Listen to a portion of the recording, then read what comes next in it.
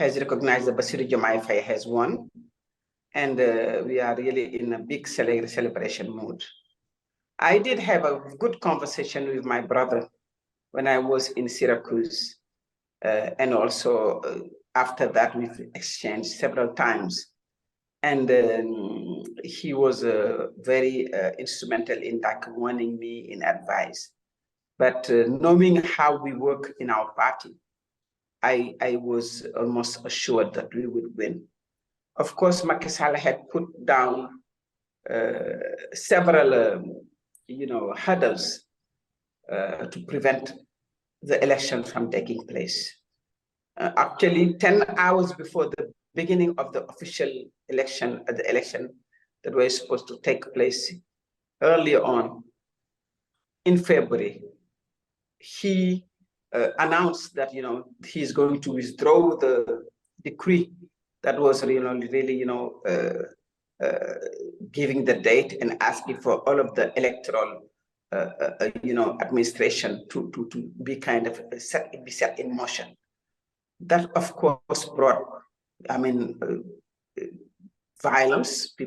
Young people went on the street. 4 people died, unfortunately.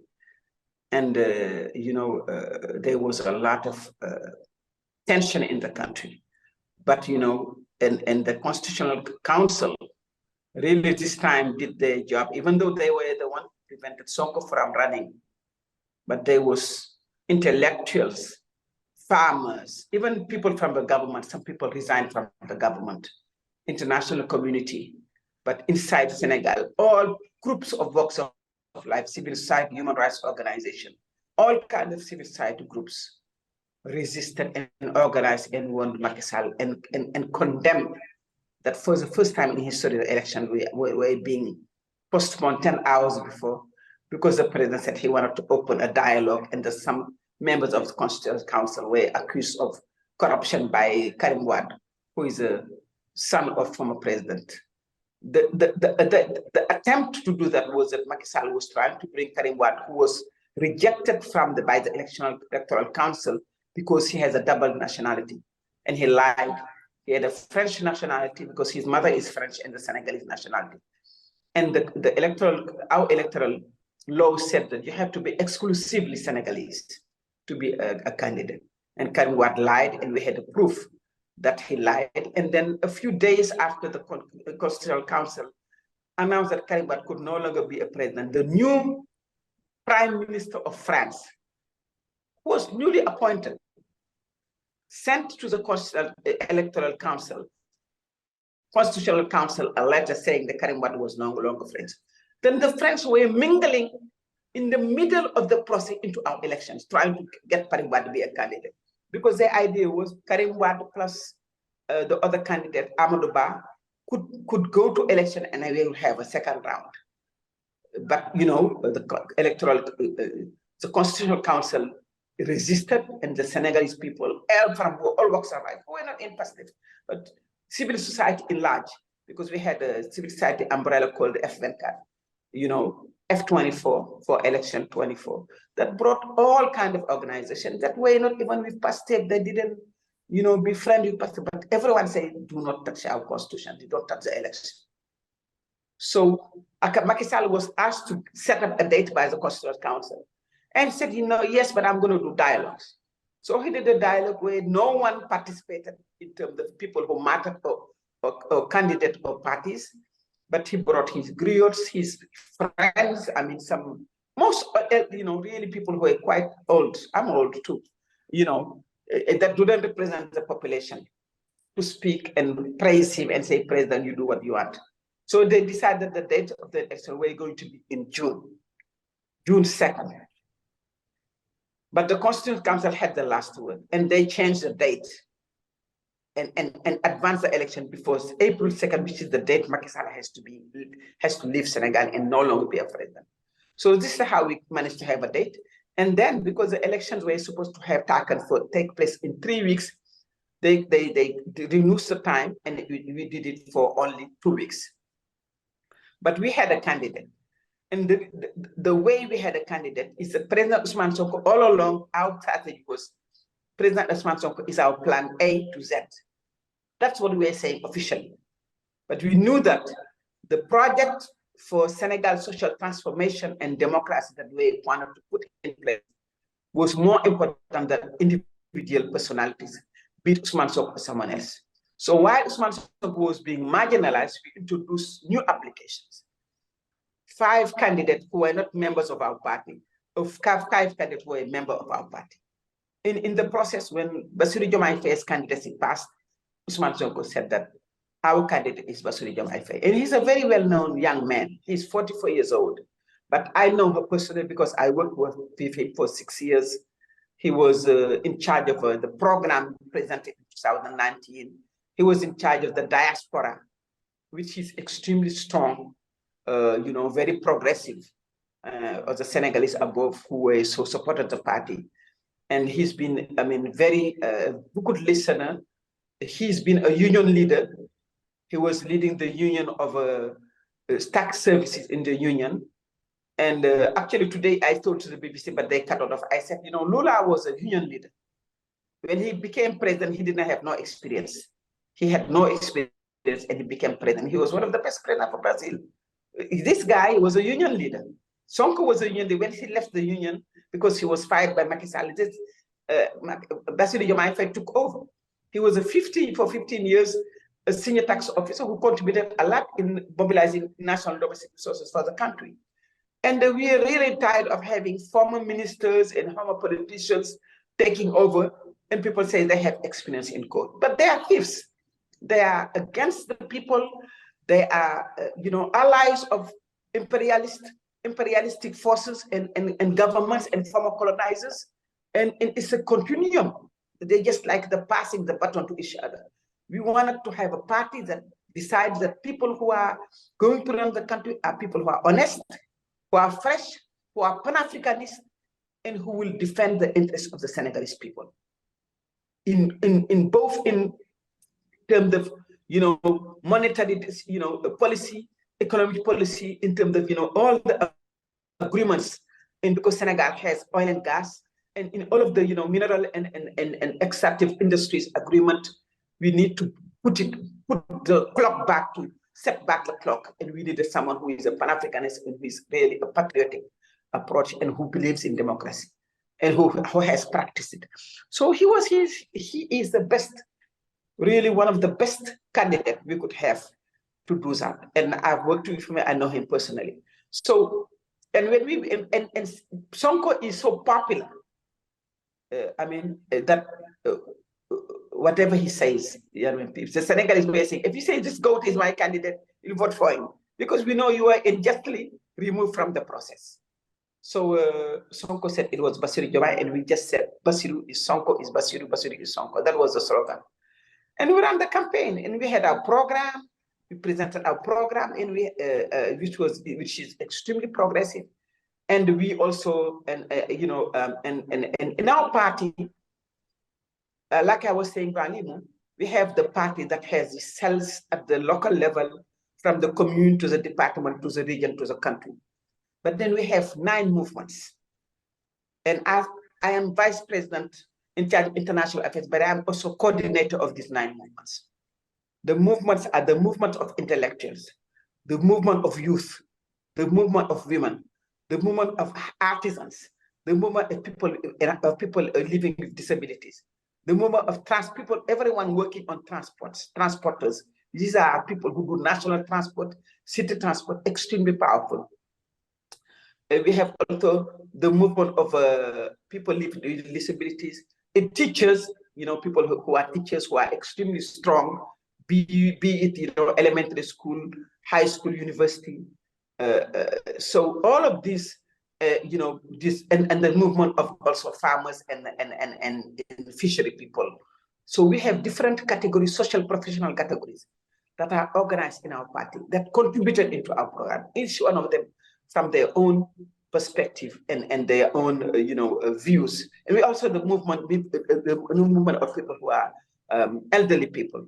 So all of these people also, in addition to what is happening at the local level, campaigned, each one of them. We organized national caravans.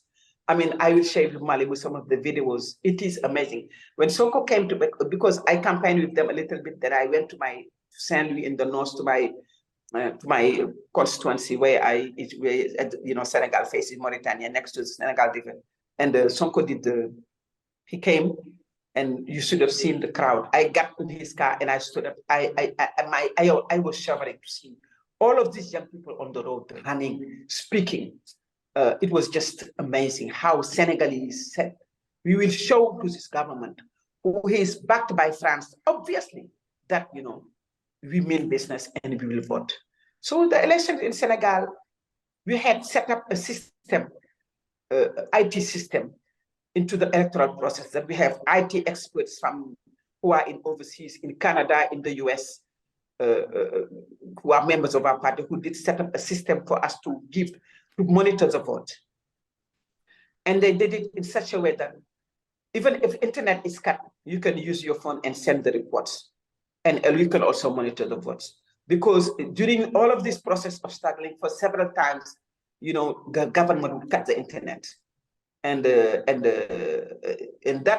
they did that, people can no longer communicate. So they set up a system for us to be able to monitor the election and get there. Because in Senegal, when the election comes, like in the US, and this was a fight that we won, the results are given live. As soon as I sign the PV, meaning the report at the end that all parties sign, you can give the result. The only problem people can sign is when you don't have a representative in the voting board. And we made sure we have representatives everywhere. And we have mandated, which are the people that follow. If there's any wrongdoing, they can put note in the PV, in the report. So we made sure, and even in the sensitive areas in the north, where you have the Fula, who are relatives to Macky Sall and to the Prime Minister, to his candidate, we brought students who were not from there. We flew them, and we had the organization of the mover of transport that allowed us to get buses to bus the students back from Dakar and the major cities to their villages. Because 2 days before the elections, they say the buses were not going, the intercity buses were not going to function. So everything we have prepared in advance, so that anything that they do to prevent us from functioning, we did. Actually, Al Jazeera interviewed me, and they were saying, how did you do this? Who is behind this? Who organized? And I told him, it's several people, several groups. We had several cells of decision makers. We had a plan organized. It's called Word Number. Number is a talisman, is something that you put around your body to protect yourself. It's a traditional Greek protection. But we say we're going to circle around. And that was going throughout the country and training young people, training women, training elderly, for them to understand how to vote. Despite that, they did a lot of cheating. For example, we had 19 candidates. Bassirou Diomaye Faye was put last, number 18. When you come in, they tell you can only pick up 5 cards, because the government refused to have just one voting system. You have to have each candidate have their card. So you come, you don't know how to read or write. You are old, and they tell you can only pick up 5, but you start from the beginning. You stay 1, 2, 3, 5. Then you don't pick up Bassirou Diomaye Faye. So we started telling people, you have to, like you're writing in Arabic, start from your right to your left, so that you can get. So as we were moving, we were just sending, and social media played a very big role. And using the national language, because people don't speak French here. And this was the revolution of PASTEF. So we started going to parliament, speaking in Wolof, and educating people on corruption, on democracy, on France's role in our economy, how imperialistic, neocolonial powers, and our relation with our neocolonial economy. Everything was done in national language, and then people started speaking. So this has been really a revolution, and having this young man, brilliant, very firm, very quiet, but very firm. I used to give you a nickname, Japanese.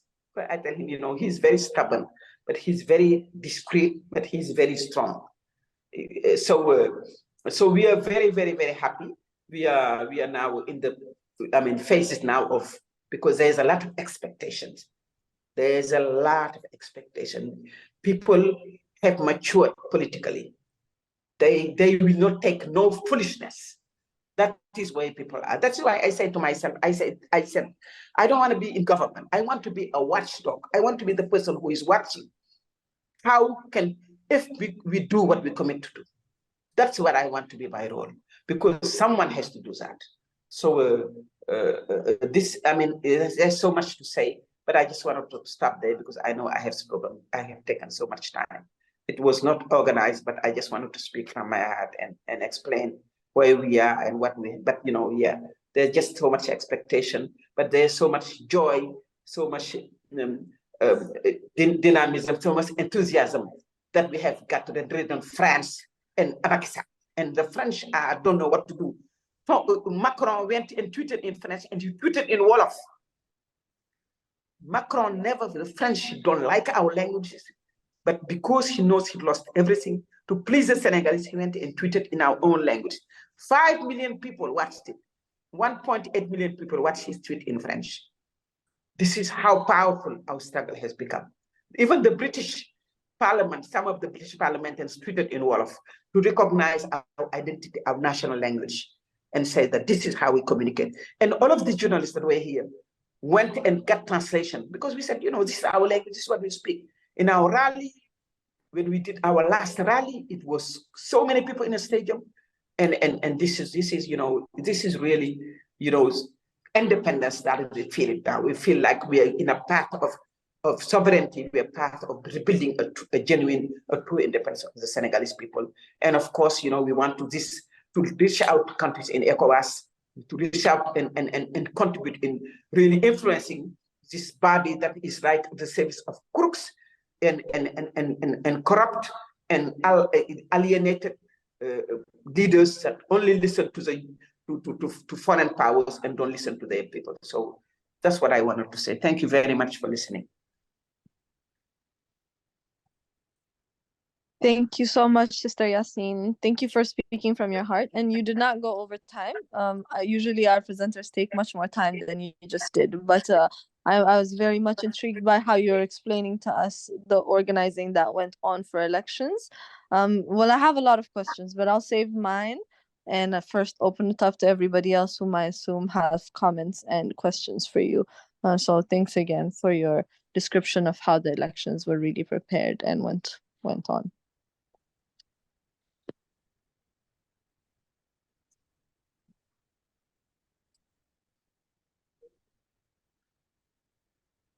Okay, thank you very much. I'm listening for questions and comments, please.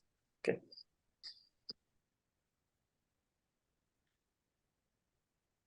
Please identify yourself. Please identify yourself and then ask the question. I see Elias. Please identify yourself and then ask the question. Hi, my name is Elias Chipika Kasamba. Thank you so much for speaking today. It really enlightened me on what's been going on in Senegal. My question was, do you believe that the corrupt and neo-colonial nations in ECOWAS at the moment can be reasoned with under their current governments? Okay.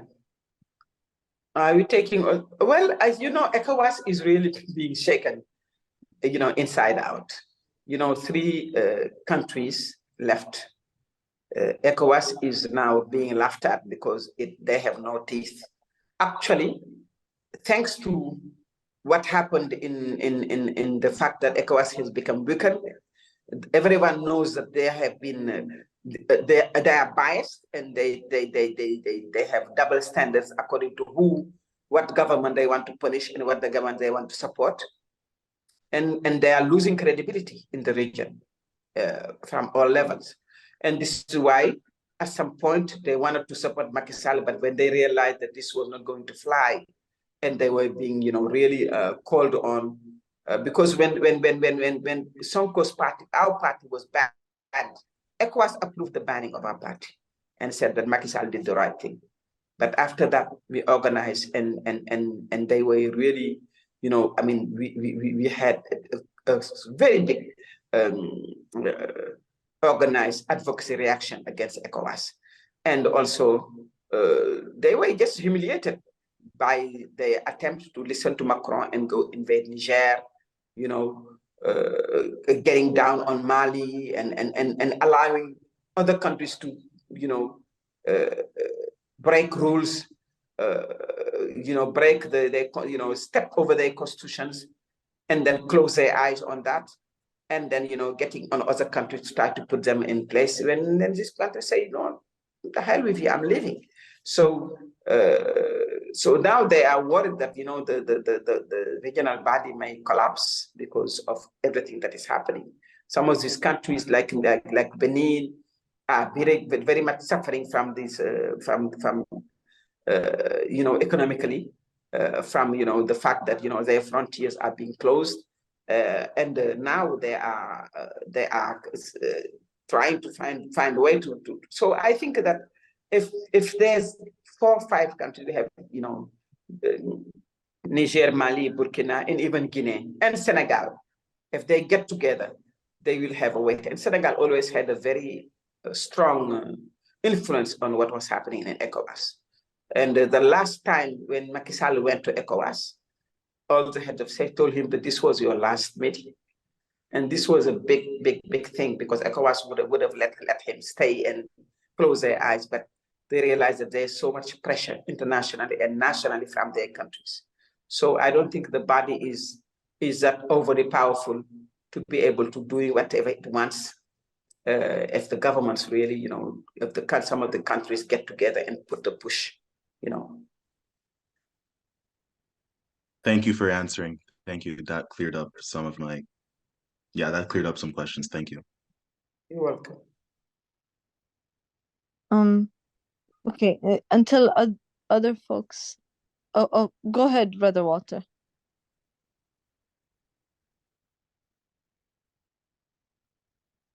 You're muted. Okay, you hear me now? Yes. Okay. My name is Walter Bugoya. I'm a retired book publisher, and I follow the work of the Pan-African work here by Brother Horace and Mada, Mahi and others.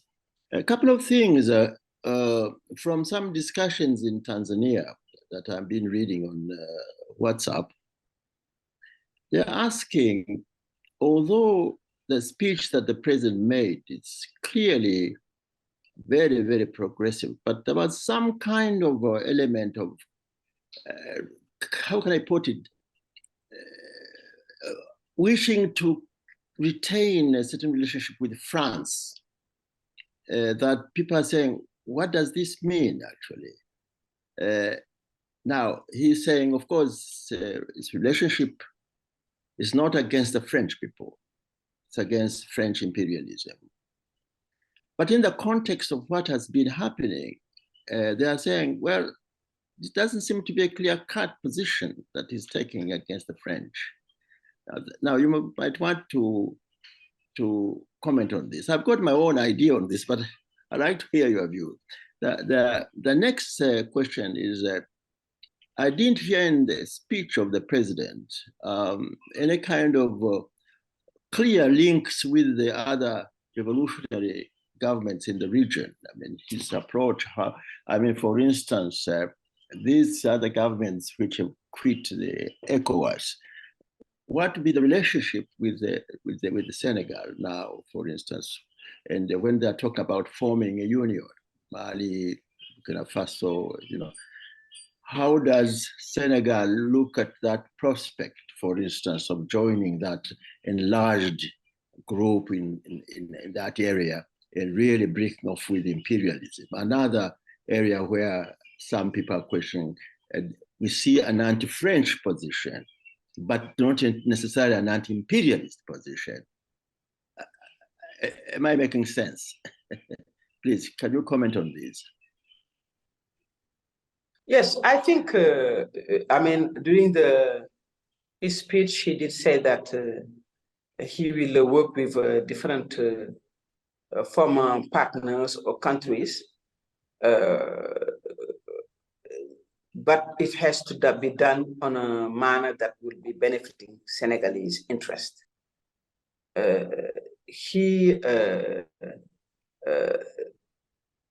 I think if you look at our position regarding, our program, or we said that we will renegotiate all of the contracts, be it land tenure contracts or other contracts, no matter what it takes, so that it can benefit Senegalese. I think the second thing is this issue with the currency, the franc CFA, which has been a big debate in Senegal and overseas, and the French are extremely nervous about it because we are using money that is tied to euro, but that is a French money that has a lot of negative impact on our economy, on our balance of payment, on our ability to trade, and that is giving a strong comparative advantage to French companies compared to others. We feel that anti-imperialism at the stage in Senegal, everything you have to do has to be done at the stage. If you're looking at our economy, who controls it? If you're looking at how do you ensure that, and this is done to, there are contracts that are being given to people from Turkey. In my own hometown, in my village, I'm fighting the Indians who have grabbed lots of land there. So I don't think it was, dedicated, set, just out the French, but we are saying that we need to rebuild our economy.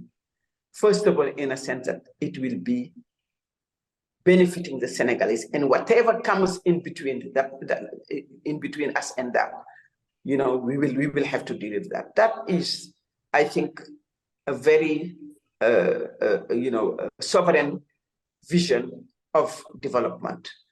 You want to call it anti-imperialistic, yes, but at the stage, what you control is a country.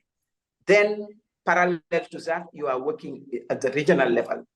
And we've been talking to these countries that have taken their independence, like Mali, like Burkina, like Niger, etc. For a while.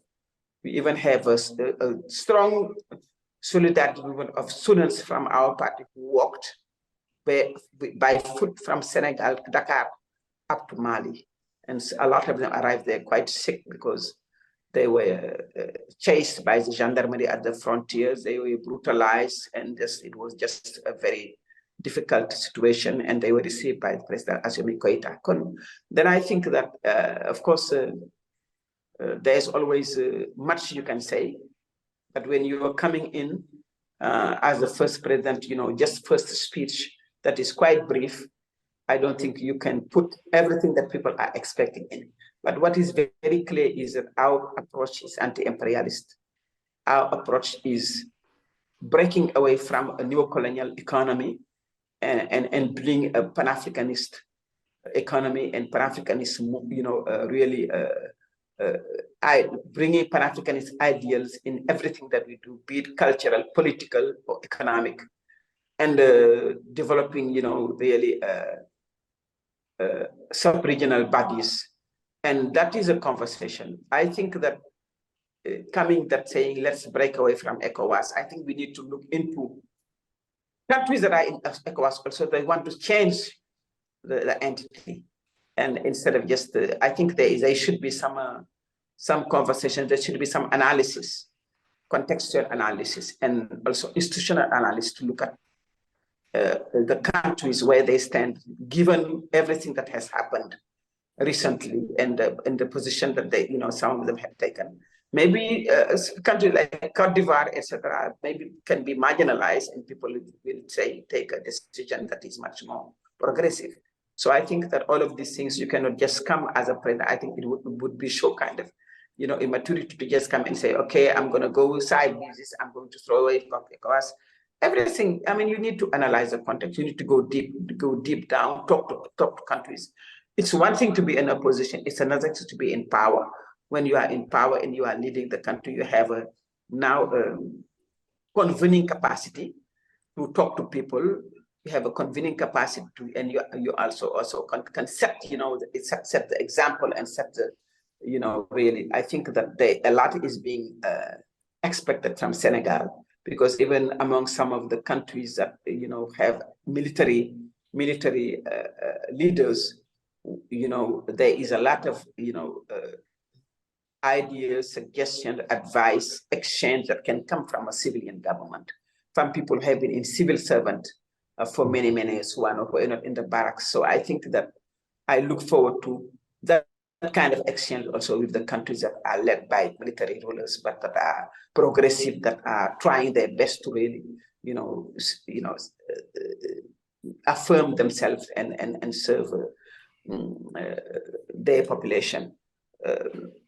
But I think there is in our position, there is no doubt that we are really anti-imperialist. We want to develop a strong solidarity, South-South solidarity, with not only with African countries, but also with countries, progressive countries, and countries in the South.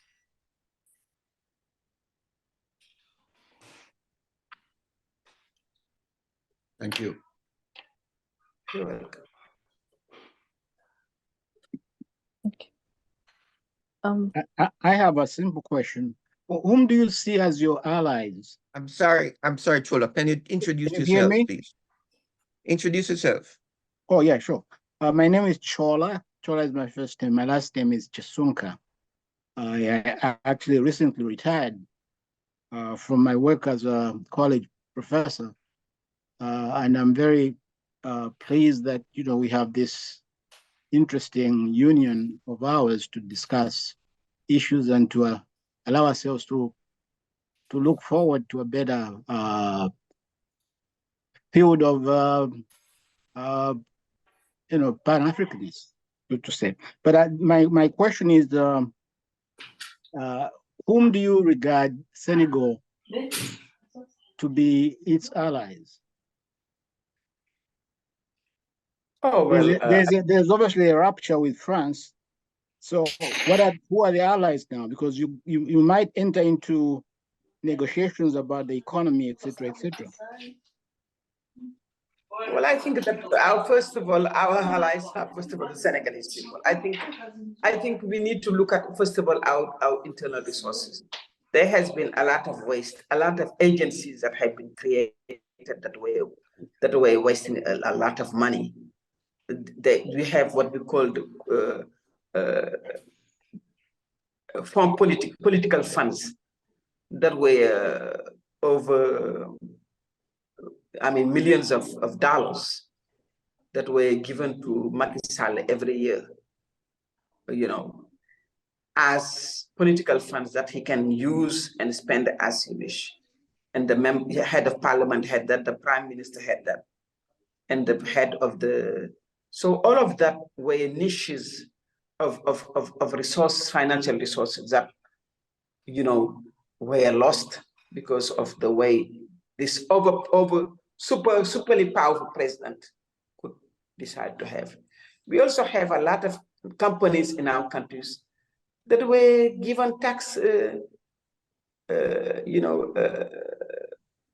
that came in Senegal, I guess, and see that Africa heaven. They were given free 10 years non-taxation, and some of them were not taking taxes properly. So all of that needs to be looked at. Our allies are countries that are going to respect what we want to do, what we want to implement in our country. Our allies are countries that would accept that what you did for your own economy, how you're protecting your country, how you're saying these are sectors that cannot be sold in our economy, accept that. And I don't think we can sit down today and say, oh, Turkey is our ally, or Germany is our ally. Or, no, I don't think that would be mature to do. I think we need to start setting your policies, reviewing the institutions, what we have said, because we have a plan, we have a program. Some of them are very short-term things we can do right now. And some of them are medium, some of them are longer term, some of them are parallel to each other. You start implementing. And then countries France may adopt and say, look, hey, I agree with what you decide to do. And they may say that because, who knows? I mean, we will review and look at, I mean, we have this company that are Auchan that died completely in France, that came in Senegal and established himself. And Senegal is a testing ground. You come to Senegal, you establish. If it works, you go to Mali, you go to Burkina, you go to Niger, you go to Guinea, you go to Cote d'Ivoire, and then, you just start, that's what Orange did, the French multinational. That's what they do. So, I think that it wouldn't be mature for us to say that, okay, Russia is my ally. I mean, I've seen people burning the French flag and waving the Russian flag. I am totally against that. I mean, whoever respects us as Africans, whoever, understand that no one should be our boss, no one should exploit us. We have a freedom politically to choose who you want. We have freedom to go to the United Nations and take our own decision and speak up when Israel is doing the wrong thing, etc., etc. Whoever, or in another country, our foreign policy, whoever accepts that, we can talk to you. I mean, I don't know what you mean by ally. I mean, it can mean a lot. The definition of ally, which is underlining a form of exploitation of a form of being given priority or being given a favor, is something that we will not take. So we need to redefine maybe what you mean by ally. But I think I think Senegal has, over 60 years independence now. But we are still at a time where we need to set up what we want to do, and then in the process, country will come. You have all these sources. Certainly, some country will accept to say, okay, private companies, these are your standards, these are your conditions. We can work together. I mean, the world is wide. It is wide enough for us to find partners or allies or whoever you want. But I really don't feel like it is wise for African government to say, okay, I left the French, I'm going to go behind the Russians. No, we don't need any Russian. We don't need any big brother or big sister. We are a continent. We need to reaffirm our integration, reaffirm our solidarity among African nations, and develop our own sub-regional economies so that we can represent a weight, political weight, economic weight, cultural weight in the world. I think that should be the answer, but not to sit down and look for some ally somewhere. I don't believe that would. I mean, this is not what we're trying to do. No, we're not. We're trying to just tell the look, these agreements are not on our favor. Be you French or somebody else, we're going to review them. We have been in exploitative relations for so many years. It's got to stop. We have to produce. We cannot be importing onions from Europe while our farmers produce onions and dig the ground to sow it, because the onions coming from the European Union is illegal. So I think that there are things that we cannot have signed agreement with European Union for 45 cargo that are fishing our sea. With everything that we have as fish, to the point of Senegal importing fish, when Mauritania next door has so much fish.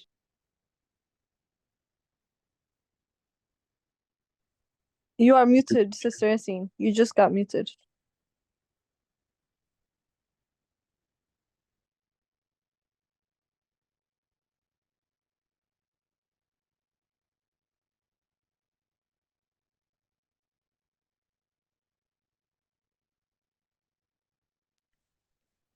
Okay, this whole migration of young people taking the sea or the desert came from the fishery communities, because of the fishing agreements that allow these Chinese, these European fishermen.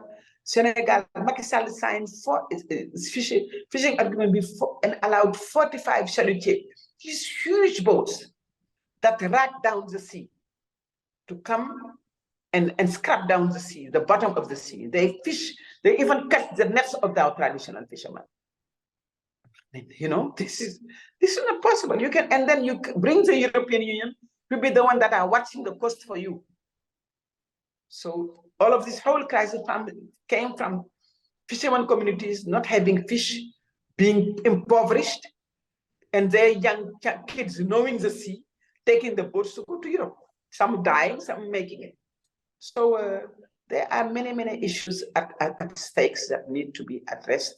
And I think this would be an example for African countries. And this is why the French and the European Union, the European Commission, I don't know if you saw the Al Jazeera report that showed that the European Union helped the Senegalese in a grant to reprimand, to kill and maim protesters in 2020 and in June 2020.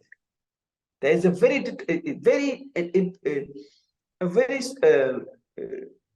researched documentary report by Al Jazeera that was done about how European Union helped the Senegalese because they wanted them to stay in the status quo.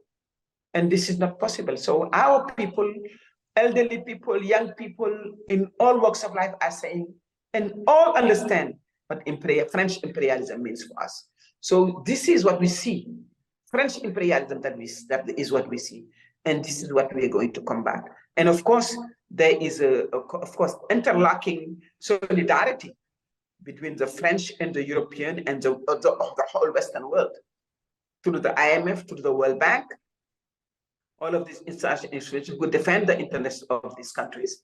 And of course, you know, when you talk about imperialism, but you have to tackle this from way. Like we say, you need to elaborate your field, starting from the beginning of your field. I don't know how you translate it. Yeah. You know, it's midnight. This is Ramadan. I have to go to, I mean, people don't sleep in this country and it's Ramadan, especially now. I was supposed to go to a TV program at 11 p.m., but I told them I'll be late a little bit. So maybe if we can ask more questions so we can wrap up.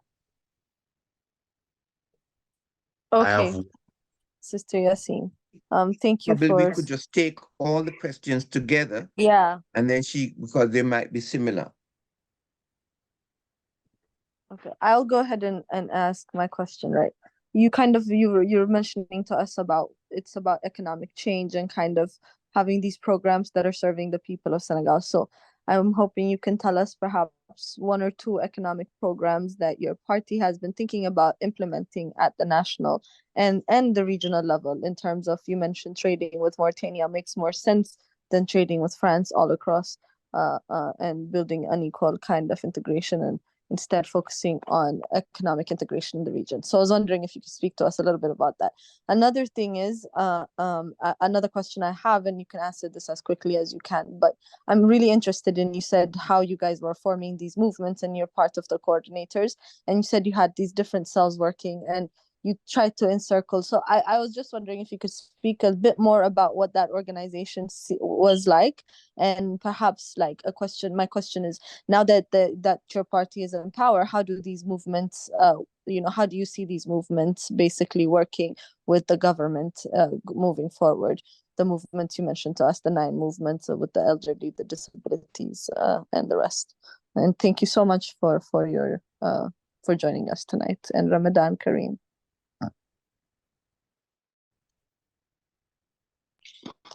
Yeah, maybe I can answer to those questions, 2 questions, I think, and then we can close. Well, first of all, I think in terms of example, agriculture is a very important part of, for Senegal, because we import a lot of food. And we have a lot of agricultural potential in the north, where I'm from, where you have the Senegal River Valley and the Lac de Guiers. In the south, where you have, Casamance, where it's a green region next to Guinea-Bissau. We import a lot of rice. When we can produce rice, we import a lot of potatoes, onions, when we can produce them, and we do produce them. But so I think agriculture is and water management is a very important part of our program. So we are saying that our program is going to support, rural farmers, and supporting rural farmers to look at also the whole issue of land tenure, but also water management. But beyond agriculture, we want to also look at processing. I'll give you an example. We import a lot of milk from Europe, but milk from where I come from gets thrown on the ground at certain time of the year. It costs sometimes, I cannot even convert that into money for a liter. It costs like like a dime, a liter of milk in the villages, because the milk is not processed, because milk is important. When processing milk processing is not a difficult enterprise to set up in processing. So we want to also look at, so we have 8 economic zones according to what is produced in those zones, and how we can support the farmers and the household economies, and then put together processing so that you can also create employment, because a lot of young people finish their study. I know from my region, some of them have finished their studies in agriculture, they have their master's degree, they go back to the village, they cannot farm because the land, is taken by foreigners, or when they farm, they don't have access to markets, or when they farm, they don't have access to storage facilities, or when they farm, there's no transformation processing industries that can allow Senegalese to eat what is being imported and to produce it at home. So I think that is a very big important area of be it in fishery, in animal husbandry, and in agriculture, and also producing what we eat. And we're only 18 million people, and we have a lot of land, and we do have a lot of water. So I think that is a process that will be, of course, it's not going to happen next year, but that is something that we are going to put in process. The other area that we feel that I think is important is, of course, the whole area of mining. As you know, Senegal has natural gas and has also oil, but we have a lot of iron in the southeast, and the government had given a green light to a Turkish company who doesn't even pay taxes for so many years to exploit. When we Senegalese can call bids for foreign companies, if we don't have the expertise to come and do it, but also transfer the technology.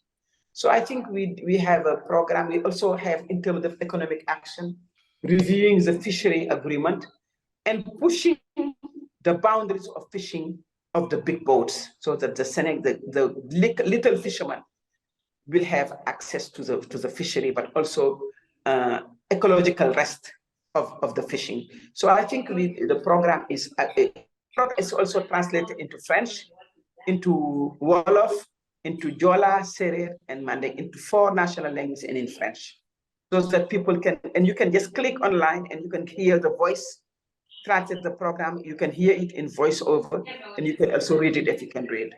So our program has been really, we have a lot of young people who are quite, technological savvy, and they did an excellent job in disseminating the program in national language, or also disseminating in a voice, so that people see for every sector, what do you want to do? Because it was important for us to be very clear on what we are promising and where we will get the money to do it. We budgeted the program so that we know that this is what we can have and how we can do it. The other area, in terms of how all of these socio-economic movement will be working, they contributed into the program according to the areas, whether they are people living with disability, or they are transporters, or they are artisans, or they are women or youth. But what we said was, for any job that is an important job, because before the president will nominate, we will do a call for candidacy, so that, it will be transparent, and it will be, we will get the best Senegalese inside or in the diaspora. And that is to enable us to also give a chance to everybody, no matter, what political affiliation you have, but to try to get the best people who have a good profile intellectually, but who have also a good profile in terms of work ethics and their ability to really, not be corrupted, etc. So this is something that we have put in our program. We also put in our program the fact that there will not be no duality in job position, because in the government you see someone who is a governor and who is a minister and who is a mayor. So we say that, there will be no, when you are a minister in government, you cannot be a mayor. You have to hold one position, and that's it. So the whole area of the governance part, in terms of reviewing the administration and reviewing also, posting, how do you elect? There's how do you select real leaders into different agencies or responsibility within the government is extremely important. We also, I think there's a strong institutional institutional adjustment or institutional reform that we want to put in terms of really reviewing the power of the president, diminishing the power of the president of Senegal, which was just a super powerful man. And this is something that are supposed to be done day one, so that we don't have a President Macky Sall who can do anything, who can hire anybody, who has tampered within the justice system, and having a very separation of power between the judiciary, the parliament, and the government. So the program has really gone through not only economic but institutional reform that I didn't talk about, but that are something that are really, these are social demands in terms of institutional reform because of what we went through. We want to have a judge of liberty, un juge de liberté, who is going to be responsible for enabling, making sure that people have their rights, and that you're not going to be put in jail because you write a Facebook post. Bassirou Diomaye Faye was jailed because of a Facebook post. All he said was the justice system was not fair, and he was jailed for almost, for almost a year. So this is something that we say we no longer want to ever live what we lived through Macky Sall, because we were in a dictatorship. This is not light when I say that. These are. So everybody will contribute. I think that we're going to put, checks and balances so that, it is done in a transparent and fair manner. Believe me, I am 71 years old. I would have loved to sit with my grandchildren and my husband. If I spent all my life for the past 8 years working on this, it's because I believe that, it is possible for Africans to live in a democratic society and in a just society. It is possible for African countries to live in an equitable society where whatever you like we say, what belongs to everyone is enjoyed by everyone. Thank you very much. Thank you so much, Sister Yassine. I think today we celebrate with Senegal, and we look forward to your leadership. With that, I'll pass it on to Sister Julian to close us out. Thanks again for joining us. Thanks very much, Mahi. Sister Yassine, thanks very much. It's Julian Walker from Columbus, Ohio. And I really wanted to just acknowledge the strength of your leadership. And I thought at the end there, when you closed out, that's exactly where I was going. Because it's so easy to say, I'm tired, or let the next person carry it, or at this point, there are other people who, should be able to lift the load, but you keep on going. And you've been going for a while. Every area that you've entered, you've demonstrated just exemplary leadership. And we really appreciate you taking time tonight, not only to explain, the history and the economics and the complexity of the political situation, but also acknowledging the cultural dynamics. and dimensions that are so, crucial to the process. So again, on behalf of the Global Pan-African Movement in North America, thank you very much for taking time at this late hour to be with us. And we will continue the discussion afterwards, if not tonight, then later, because there's still a lot more for us to unpack. Thank you very much, Julia Lynn. I think you live in Ohio? Yes. I think I know you through Abinjai. That's right. We do know each other. It's been a while, though. It's been over. Yeah, long time. Hi, good to hear you. Yes, thank you so much for having me. I hope I can have access to the transcript so I can share it also with my colleagues. But this was a very interesting. It's always a pleasure to speak to Malimu because he always have great questions, and I think he helped us also, even though he doesn't realize it, in our exchanges, in how challenging. He would ask me questions that I didn't have answer for, and I would go back and I would think and I would share it with my colleagues and party in the party. And so thank you very much, Malimu, and thank you for your guidance and for your concern and for your love of Africa. And really, I really enjoyed it and very happy to have known you. And thank you again to Mahi and to the whole group and to Julia Lynn, who I've known for a long time ago. So thanks a lot, and looking forward to seeing you again someday in Africa or in the US. Thanks a lot.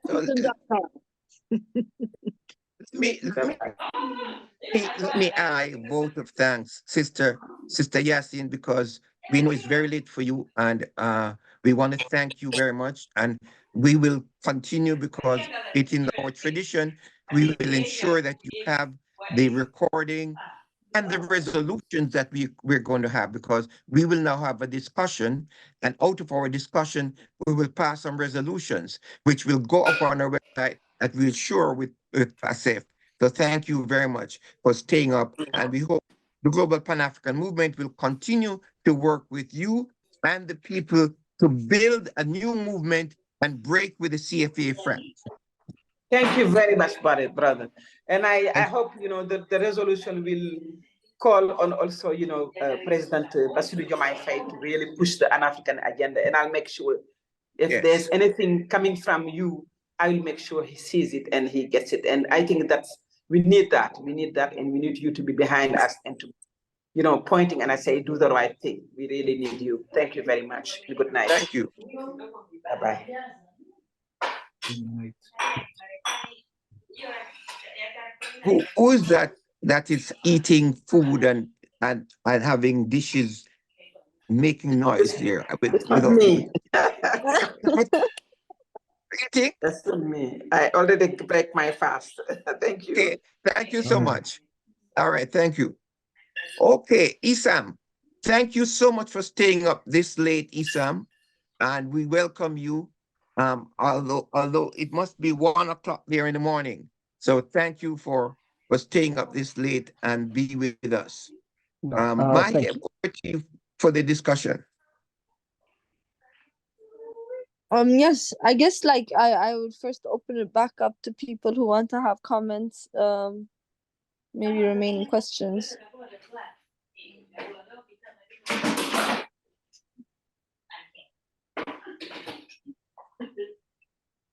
Can we ask Brother Walter to mute his microphone, please? Oh, very distracting. Okay. So any more comments, thoughts on what we've just heard? Questions? I've been reading up on the Senegalese situation since Monday morning, and this is one of those cases. There's a lot of optimism. You can see that the Sankos party is a credible organization. I mean, even the entire business community in Senegal is behind them. So I think they're gonna have 3 or 4 years of goodwill, and this is one situation I'm very optimistic about. And not just that, but if they are going to get rid of the CFA franc, and I think once they do it, you know, the rest of French-speaking Africa will. You know, you have to have control over your currency. You know, you have to have control over your currency, you know, as a sovereign country. And I think I am very optimistic about this is not just an election or you know, this is the country making a decision. Not only that, but they were released from prison either just 3 weeks ago, and in 3 weeks they were able to put on a campaign, you know, that won. I think they had 19 candidates, and by 10 o'clock Monday morning, the BBC was saying there's no need for a runoff. You know, the BBC called the thing by about 2 o'clock Senegalese time on Monday. So I just wish them luck. You know, everything they're saying is what, you know, as Africans, we all hope for. And the interesting thing, I think we're getting to a point because most Africans of every strata, and at the core, we are Pan-Africanist. And I hope the success of the 4 Sahelian countries so far, and, you know, I think Senegal is gonna be buffeted, you know, knowing that those 4 countries have survived, you know, I think all 4 of them for at least 1 year. You know, and Niger was able to ask a US delegation to leave, you know, to expel them without, you know, any second thought or without ruffling any feathers internally. I think Mr. Faye is gonna, you know, have the winds behind his back, and I'm optimistic. That's all I have to say. Yeah, if I may, this is Wayne. I right now I'm based in Toronto, but I kind of have an appendage, kind of a question or discussion or position on that, because one of the things that they had a piece in with something like about year over year, France had a bump in their military spending, something like 40%. And they're actually linking that to what's going on in Ukraine, in the sense of France's fear of basically Russia powering through Ukraine, the military situation that's going on in Europe. But one of the things that I kind of looked at and I saw, I mean, we can label it as far as Europe, but France in particular have a very parasitic relationship to Africa, specifically West Africa, right? I mean, in the sense, and it was declared as far as I think it might have been the guy who said, you know, without Africa, there's no France, right? I mean, and you were speaking as far as the link in the sense of the franc um, that's used in the Francophone countries, right? I mean, so the thing about it now, there's a liberation movement that's going on, in the sense of we had the 3, you know, former French colonies kind of breaking out to some extent. Senegal look like it's going in that direction. So there's a really there's at least right now an opportunity for liberation, like true liberation, right? Instead of the neo stuff that actually, you know, that's actually going on. So the thing about it, if that liberation really happens, the implication to the West, the implication to France is significant. And it's not just a superficial, it's their cornerstone, it's their legs.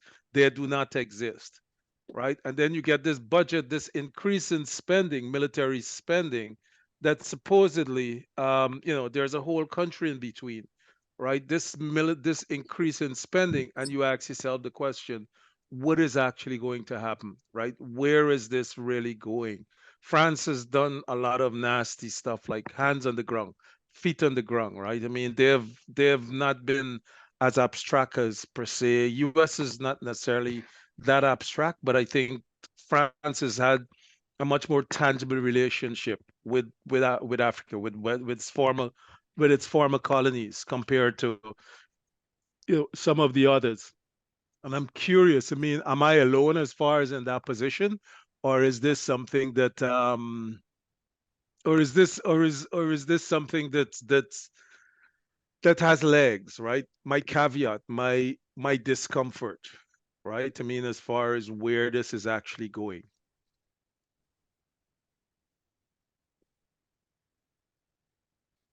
I'll leave it out there. I'll leave the question, the thought out there, if anything. I think the French know the position on the ground. You know, French cannot send any military troops to West Africa. They run the risk of uniting the entire. You get what I'm saying? They Yeah, run but the thing risk of- about it, look at Israel, right?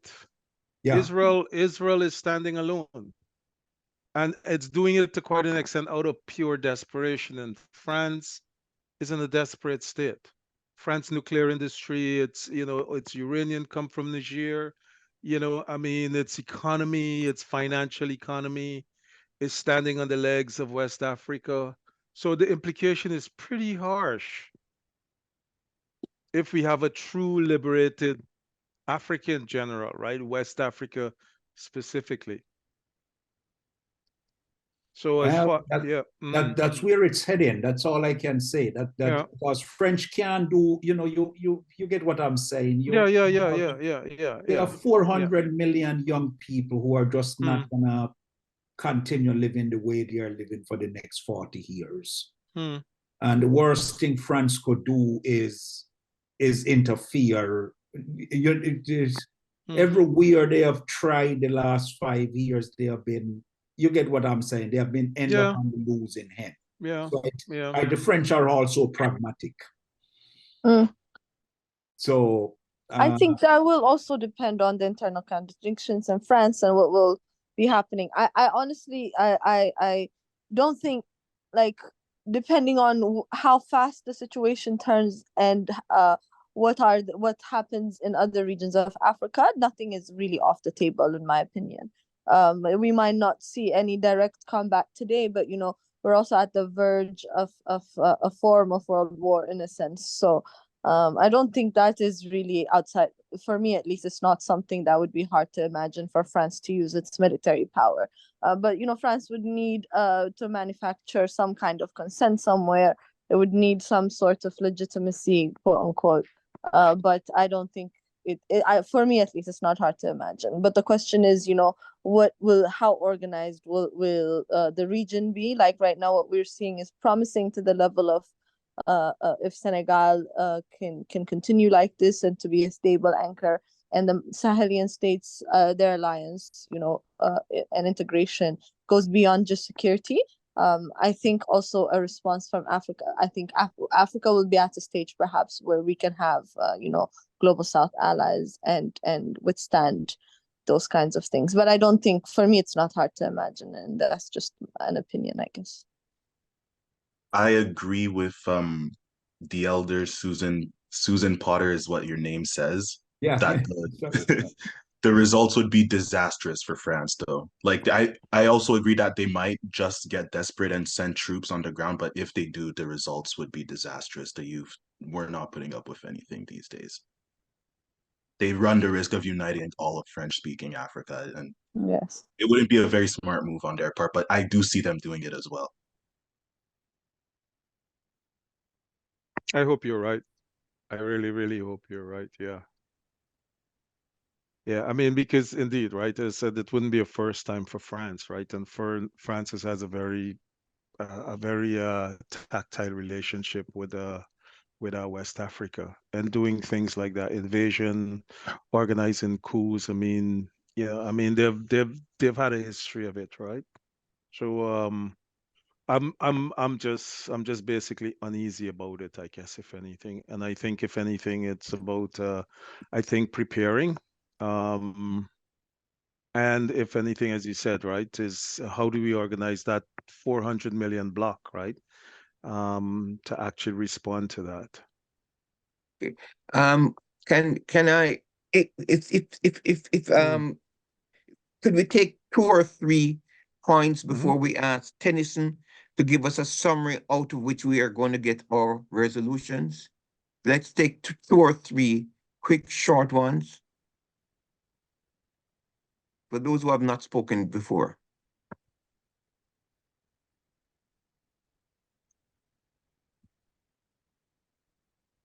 No? Can I add potentially pose also questions? I joined late because I was teaching class. Is that fine if I just state a few things? Please, Isam, we are so happy that you've come on this late. What time is it there in Tripoli? It's 2:35 a.m. Okay. Yeah. Please. So I think what has happened in Niger, Burkina Faso, and Mali has really invigorated a lot of political consciousness amongst youth, that they're realizing that we don't necessarily need to go through electoral politics, which is let's wait 4 more years and then we hope that our party wins. That if it fails, we try to do it again. There has to be something more popular uprising, something that has to be manifested through the people. And in those 3 countries, it has been manifested through a people's military coup as opposed to kind of reactionary military coup. And through discussions, which is very surprising here being in Libya, talking about these things with Libyans who have been de-Africanized since 2011, it has really shown like imperialism is being really alive. The fact that right now Niger, Mali, and Burkina Faso are delinking, they're really saying no to France, and they're taking a powerful stance as opposed to kind of strict diplomacy, has really shaped the consciousness of a lot of people. With that being said, and the comrade HMW who just stated earlier, how far can French imperialism go? In 2011, while they were bombing Libya, all eyes were on Libya, they also bombed Cote d'Ivoire and helped the coup in Cote d'Ivoire. And when speaking of also youth in Senegal in 2021, there was also protests against Macky Sall, and the telecommunication services in Senegal were cut off, which is Orange company, and it's a French company that runs the communication in France. So there is still a connection, economic, cultural, political, between Senegal and France. And I don't know how far the new leadership in Senegal will take the delinking that we're seeing in Mali, Niger, and Burkina Faso to be implemented in Senegal.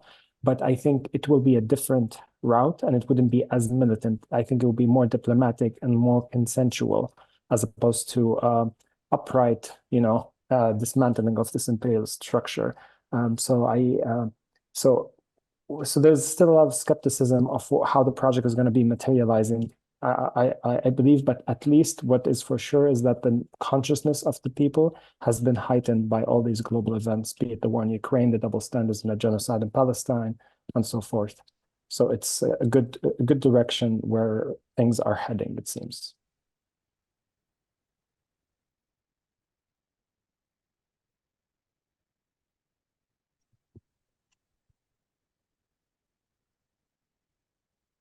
Okay. Are you still there, Mai? Okay, I wanted to briefly say one discussion is actually the Senegalese diaspora.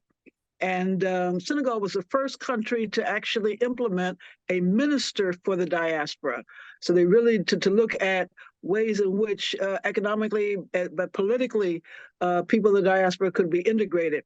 And, I'd like to see some more discussion on where that stands now, what's happening, et cetera, et cetera. So that was my 2 cents in 2 seconds. And Mahi, are you still there, Mahi? Yes, I am, Morimo. Okay. Yeah. Are we going to take one more before we ask Tennyson to give us a summary out of which we can draw our resolutions? We'll take one more.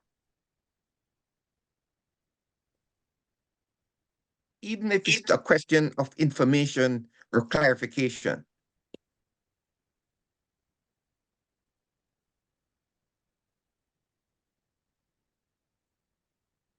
No questions? Comments? Mwalimu, I think I have a comment and I think one of the speakers mentioned that this is the project, and I said it's like a second liberation project in Africa. But my skepticism is that how far is the African continent and the people in diaspora really are committed to this second project, because I saw it from the West African part of it that they have started to say, like, we don't want friends here, we don't want imperialism and all that kind of thing. But how we as Africans and the entire community in Africa is prepared to get into this project. So it's not a question, but it's what I'm trying to how we prepare. Thank you. Okay. Thank you.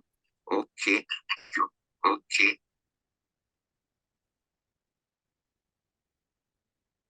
I think Brother Walter, you had your hand up. Yes, I want to just say something that is probably worth considering. But there is some kind of pressure for Senegal to act like the other four countries and take a very radical position without perhaps looking at. Sorry?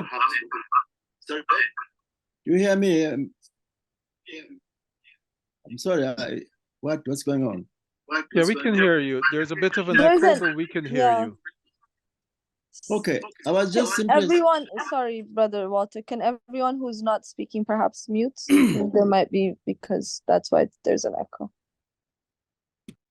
Yeah, I was just saying that there is some pressure in some quarters of young people, certainly in East Africa, from what I've been following some discussions on social media, where some kind of excitement and trying to think that Senegal should be as militant as the other four countries in the region. I think this should be thought out carefully. It's not always the most radical in expression that gets things done. After all, to negotiate disengagement with the French system, which has been on for a long time, is not just a question of saying we don't want this, we don't want that, because there is still a lot of power that this imperialism has, and it's not necessary to take a position where you are just kind of as an emotional outburst, but it's something to think about and to understand the strategies and tactics for negotiations in some of these things, which can be very costly if, for instance, you do not realize that the network of imperialism in terms of negotiating, for instance, breaking of contracts and so on and so forth, can be very deleterious for a country if we don't know how this can be very difficult to disengage from. And so countries and the positions like the Senegalese has to take into consideration that they are going to be negotiating also. And negotiations demand a certain kind of atmosphere which you create, because, as some brothers and sisters have mentioned, this is a vicious country, France. It's the most vicious of all. And again, because they feel cornered now, they're going to be even more vicious. Like this attempt for them now to declare war on Russia is obviously suicidal. But this Macron thinks that he can play some kind of de Gaulle position of leadership in France, which is obviously gone, but they can be dangerous. They have got all kinds of tricks, and one of them, of course, assassination, and they're good at these things. So I think what we should do is rally around, listen to the leadership of Senegal, sympathize, empathize, and bring in all our resources political, diplomatic, and everyone, so that Senegal feels, the leadership of Senegal feels that it is supported by African people. They're engaging with it. They're understanding the critical situation that this country has to negotiate itself and strengthen itself, first of all.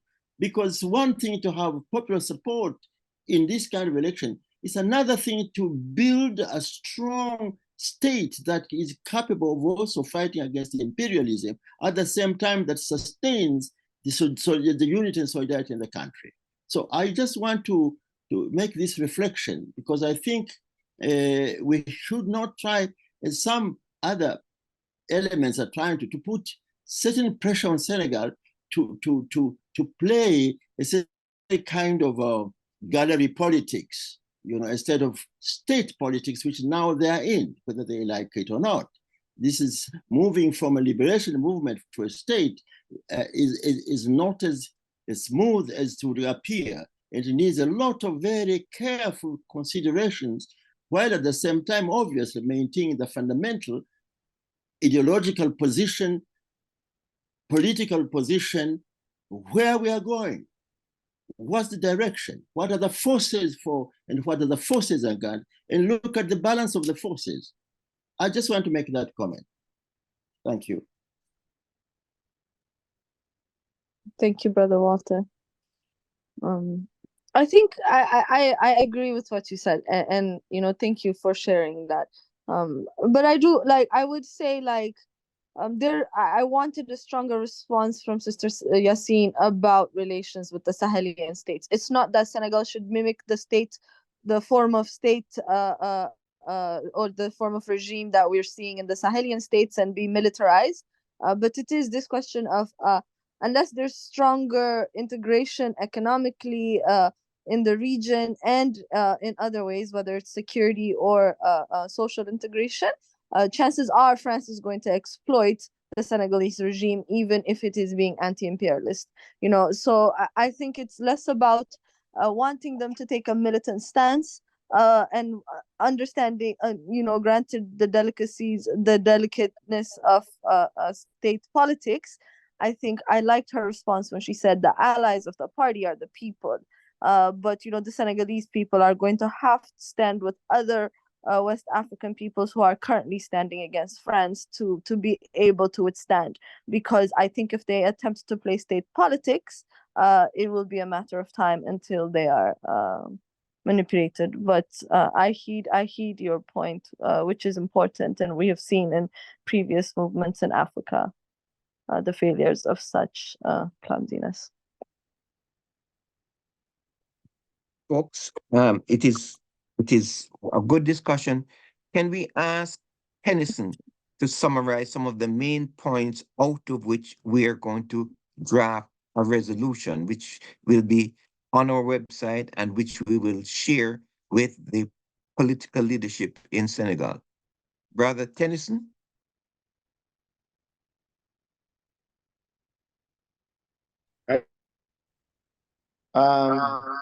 Sorry, let me just turn off my. Let me speak from here. Okay. Right. Sorry, folks. I have my let me just. Right. I have my other phone on because I'm having some difficulty with my laptop from which I'm speaking. So I don't want to have any confusion later. So I have my other phone on standby in case I need to use it, in case it goes blank. I also have put the brief notes of the meeting in the chat, a quick Word document. I've put it in there for anybody who wants to look through whilst I speak, bearing in mind that, again, just remember it might collapse when I switch from Zoom to my Word document. So I'm being very careful about that. So for ease of reference, I have put up the notes of the meeting in the Zoom chat, in the group chat. Forgive me for all typos, and also I don't have the names of parties and names of individuals all clear, but I think the general gist of the information is there from which I will speak. So I was asked by Horace to give a brief summary of the meeting, so I'll proceed to do that now. I would say, as you can hear me? Yes, we we can can hear hear you. Okay, good. But Right, good. Tennyson, sorry, I don't see the link in the chat. Am I the only person? I don't see it It's not either. a link. I put a Word document. Or maybe I haven't pressed. Maybe I haven't pressed send. Let me see. Okay. Oh, I have it there. Let me see. It's there in the. Did I press send? It's there as a Word document. What am I supposed? Oh yes, I haven't pressed send. Okay. Right. It should be there now, but there's a problem with it. But anyway. Okay, no worries. Thank you. Yeah, I'll sort it out. But let me read from my notes quickly. Right. So I have a list of everybody who attended. That is just administrative. So the meeting began at 7:18 p.m. and Horace gave a welcome to new and visiting members, and he expressed optimism at the election result in Senegal, and he briefed our new attendees on what GPAM is about, and of course he introduced our guest speaker from Senegal, Sister Yassine Fall, to speak on the election and beyond, and that is basically the gist of what our meeting was about tonight. So onto the presentation, I want to just highlight some of the key points raised by our guest speaker. She offered a brief account of the pre-election tensions, particularly arising out of the move by the ruling government to postpone the election at a very short hour before the actual election, and she explained the basis for those maneuverings. And she also highlighted the role of the French in supporting, almost agreeing with the decision by the government and in supporting a candidate that had violated the dual citizenship requirement. So from the very beginning, she was highlighting the role of France in supporting the old government and almost by extension opposing the new government the new movement of which she was part.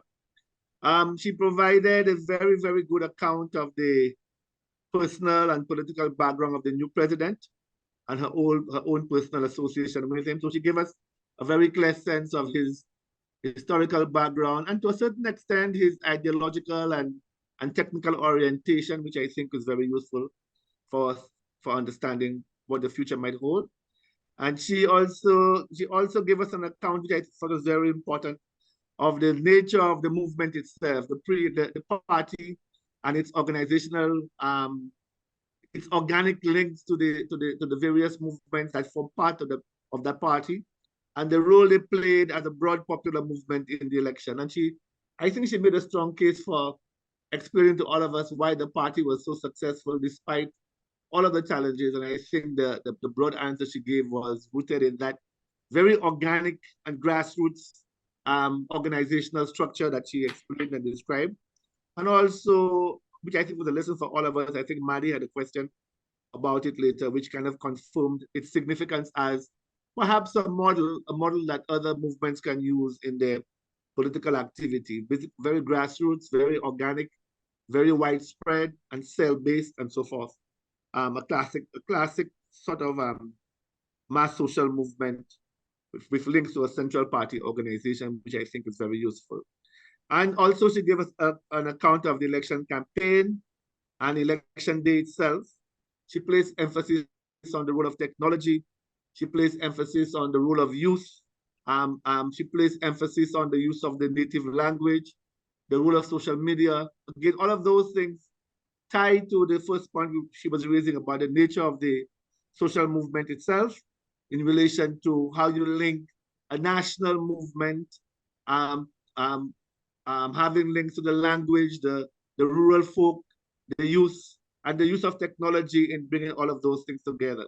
So I think that was a very useful discussion about the role of technology and the role of social media and the use of the native language as part of a broad anti-French campaign, a broad national campaign wrapped up in the popular election.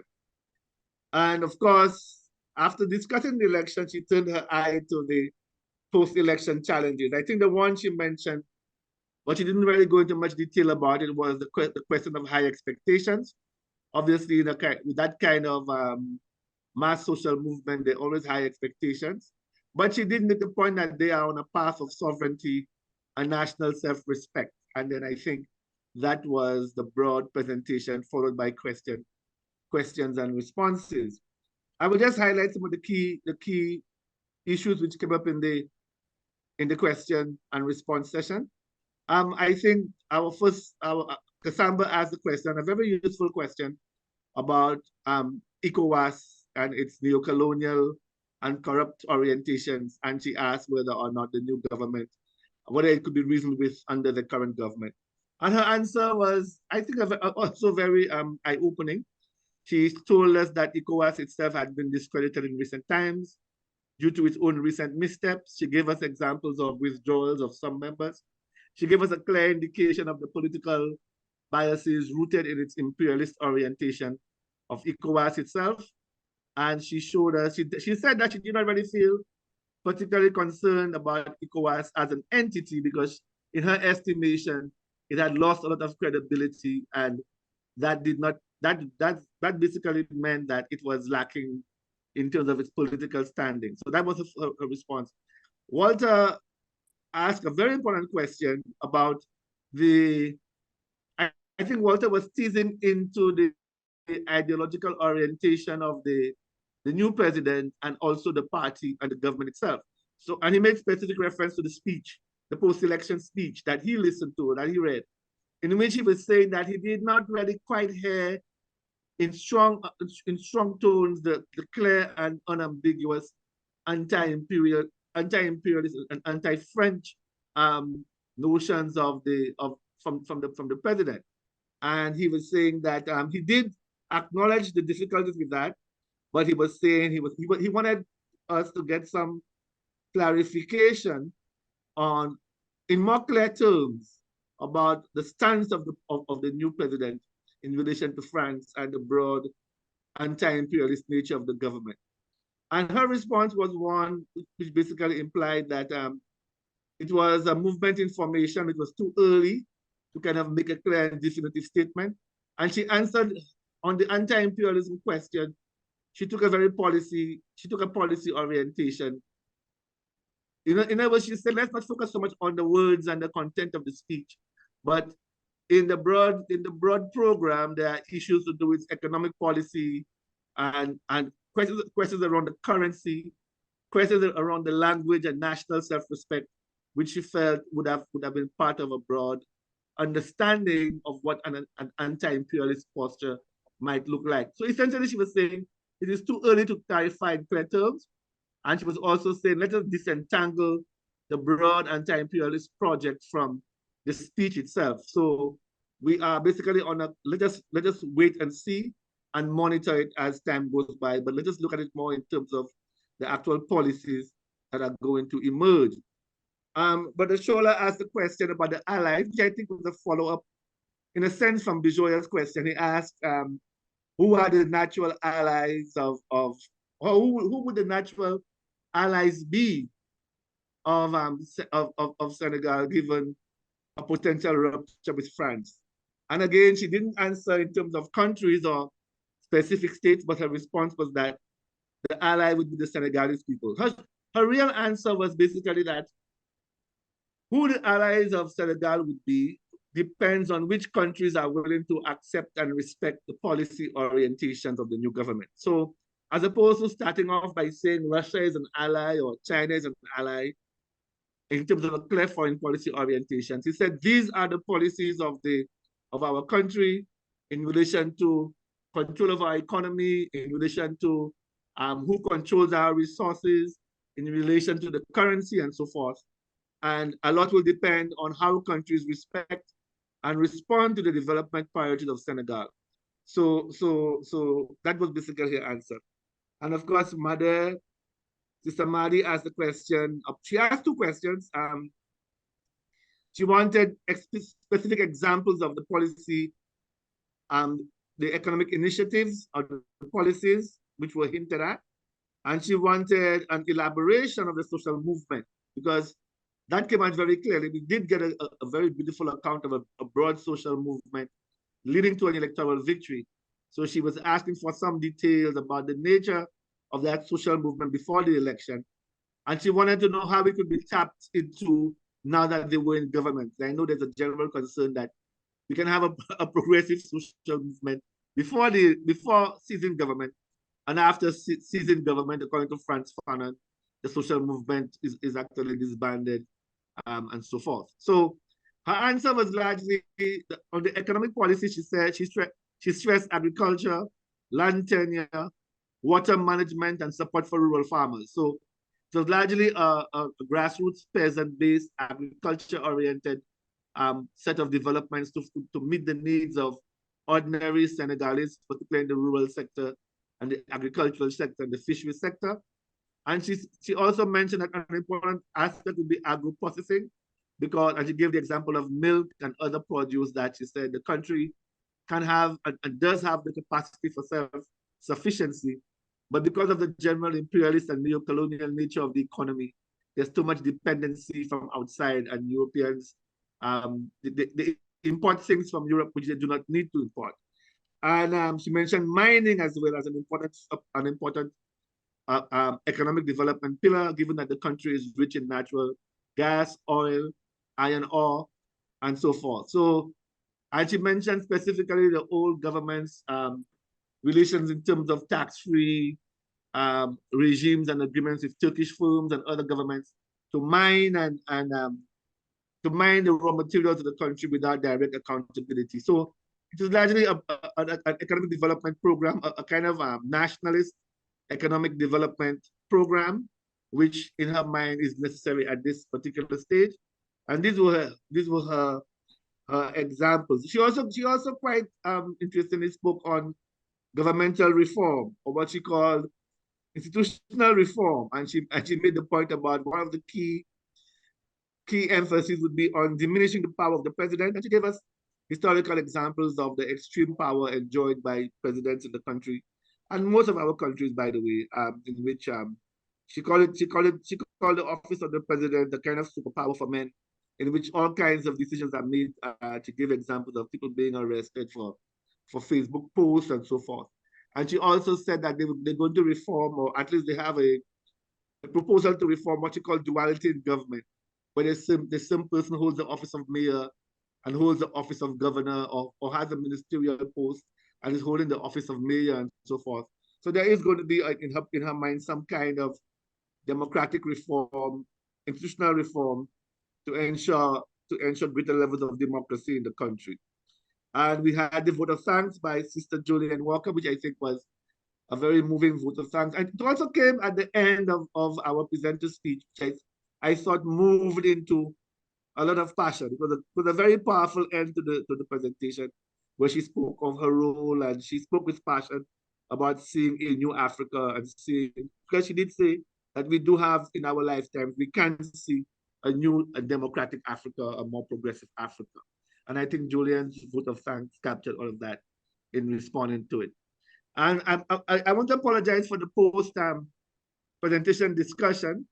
I missed much of it because that is when my computer began to mess around. But I did in fact capture Porter's expressions of optimism. But I actually missed the beautiful discussion which I got the tail end of about French imperialism and the war in Ukraine and so forth. So that concludes my my broad summary of the presentation, and I look forward to participation in the discussion about what the resolutions from us might look like. Thank you very much. Brilliant.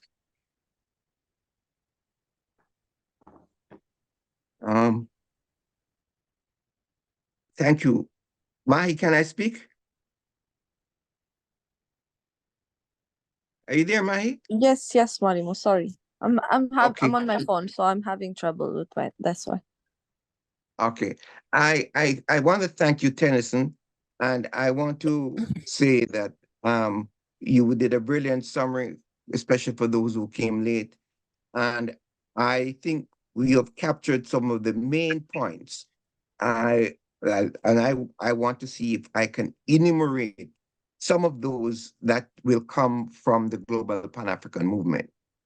The first is the congratulations from the global Pan-African movement to the people of Senegal for breaking this old form of dictatorship, and to congratulate PASTEF for its victory.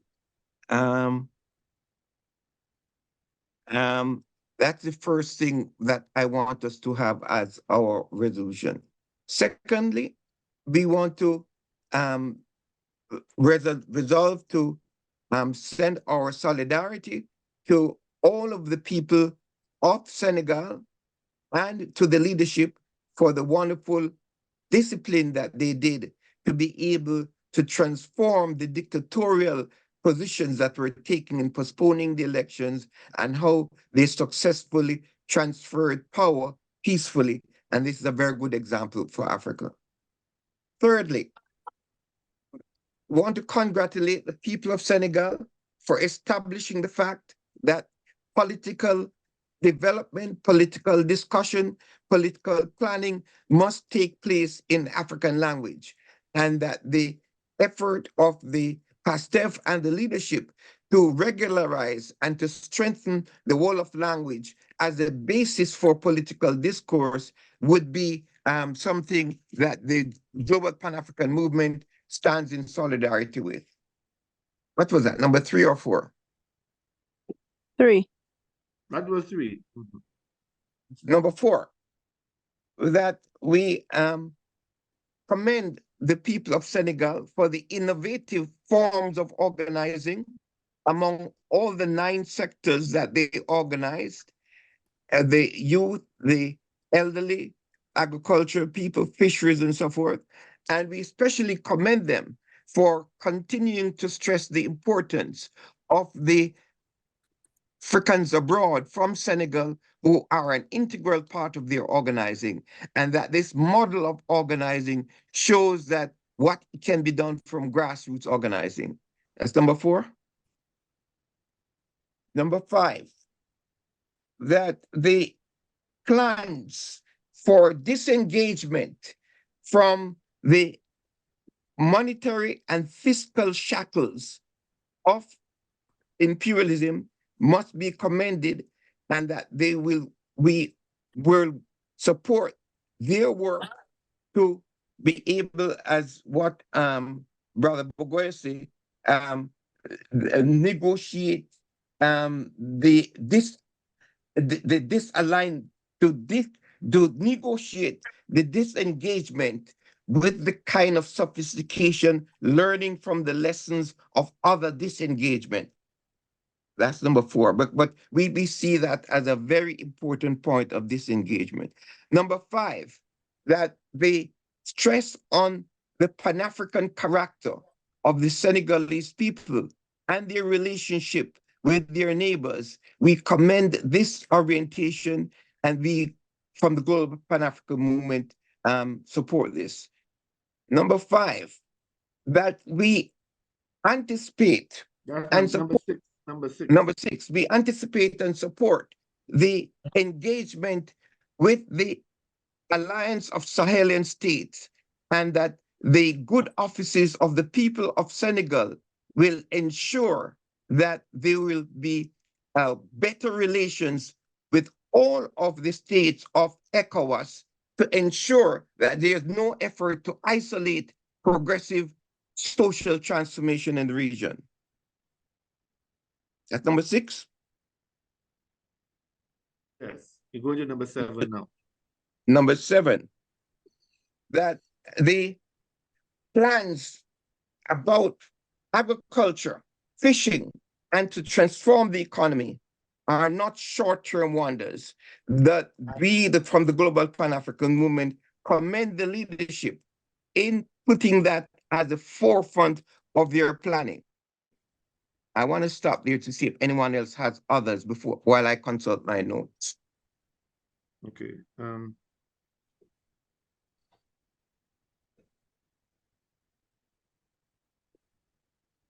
Because you have all of these points, but I think the point that Walter was making about sophisticated, negotiated disengagement, we want to support that point. I think you should support institutional change too. Yes. Yes. Yes, I think the section about the section on the leadership, yes, and the institutional mechanisms to ensure democracy, I think needs to be highlighted. Yes, Very good. Thank you. I will let others add now. Can I ask a question, Chair? Can we say something about the usefulness of the leadership? I mean, in the earlier points 1 and 2, where you're congratulating the government and the people, can you say? Do you want to say something about the usefulness of the leadership in terms of? I guess it's up to us. That's up to us as a collective. Give it language, please. Oh, in terms of the language, I think it needs to be just 2 lines in relation to the 2 lines where you are congratulating. I can't see I can't see it in front of me, but the first 2 lines where you are congratulating and you're highlighting features of the new. Can you say something about? Just include it's the inspiration for how the election result confirm your confidence in the use of Africa, or serve as inspiration. We recognize that the youth see this as an opportunity for significant structural change that will allow them to live their lives to the fullest. I want to indicate that they are not blocked, that they're not blocked from participating in the full range of possibilities in the country's development. Okay. Perhaps let's capture that. But can you just read your first? If you can read your first 2 lines for us. The first 2 lines was to congratulate the leadership. Yes, read that. Yeah, yes. And it's solidarity. No, it's not written. I just had notes and I was reading. You sounded like it was written. I'm very impressed. It sounded like you were reading your resolution. But essentially, let's just say to put in there, especially in the first 2, a point when you congratulate the leadership and to acknowledge the significance of the victory for reinforcing the possibilities of youth participation in every aspect of the political development and political life of the country and Africa itself as a whole. Yeah, he's not the youngest, but he's the youngest democratically elected. Yeah, and he is, I guess, in relative terms, he is young. I'm 55 now, and he's in his early 40s, so he's young. Yeah, but they're younger. The ones that came in by coup, some of them are younger. Quite so right. He's a young, democratically elected. So highlight the democratic part. Yes, he was elected. Yeah. Okay, so something. Okay. Yeah, I think we can add it. Hello, you want to congratulate on their courage in the face of all the opposition as well?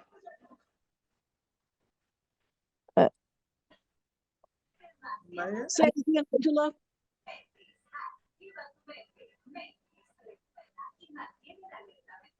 What? Say it again. You want me to repeat? Yeah. No, I was saying that we should also congratulate them for their courage